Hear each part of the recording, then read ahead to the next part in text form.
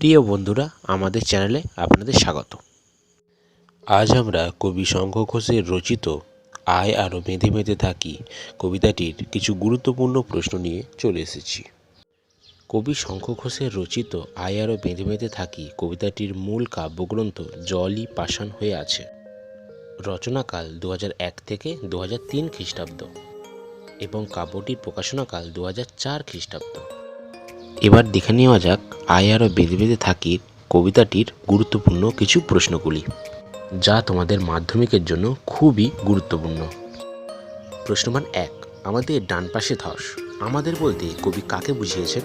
তাদের অবস্থান সম্পর্কে কবি আর কি কি বলেছেন? প্রশ্নমান 2, পায়ে পায়ে হিমানীয় বাঁধ। কাদের পায়ে পায়ে হিমানীয় বাঁধ? হিমানীয় বাঁধ কি? এই বিষয়ে কবির বক্তব্য কি? প্রশ্নমান 3, আমাদের পথ নেই কোন। কেন পথ নেই? যাদের পথ নেই তারা কারা? প্রশ্নমান 4, আমরাও তবে এইভাবে এই মুহূর্তে মরে যাব না। এটি কোন কাব্যগ্রন্থের অন্তর্গত? কবিতাংশে কোন আশা নিরাশার দুরাচল দেখা যায়? প্রশ্নমান 5, আমাদের শিশুদের সব ছড়ানো রয়েছে কাছে দূরে। কেন? কাদের শিশুদের এরকম অবস্থা?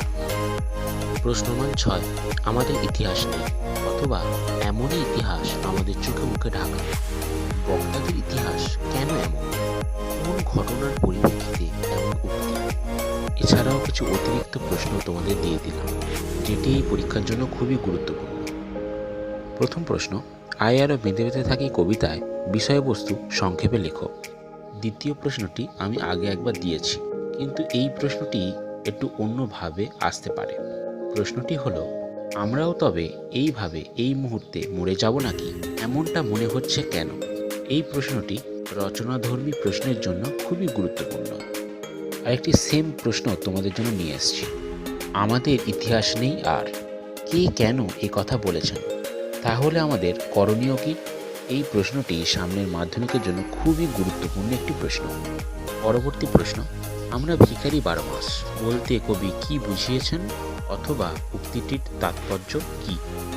পরবর্তী প্রশ্ন, আমাদের ঘর গেছে উড়ে। কাদের ঘর? ঘর উড়ে যাওয়া বলতে কি বোঝানো হয়েছে? পরবর্তী প্রশ্ন, পৃথিবী হয়তো বেঁচে আছে, কার এবং কেন এইসব সংশয় হয়েছে? এটি 3 নম্বরের জন্য খুবই গুরুত্বপূর্ণ একটি প্রশ্ন। আয় আরও বেঁধে বেঁধে থাকি কবিতা থেকে কিছু গুরুত্বপূর্ণ প্রশ্ন তোমাদের দিয়ে দিলাম। এই প্রশ্নগুলো দেখে গেলে তোমরা কমন পেতে বাধ্য, তবে প্রশ্নগুলো পড়ার আগে টেক্সট বইটা পড়া খুবই গুরুত্বপূর্ণ, যাতে তোমাদের ওই প্রশ্নের উত্তরটি লেখার সময় বেসটা তৈরি হবে। আমাদের ভিডিওটি ভালো লেগে থাকলে একটি লাইক দিও, আমাদের এই চ্যানেলটি সাবস্ক্রাইব করো এবং বন্ধুদের কাছে শেয়ার করে দাও। ধন্যবাদ।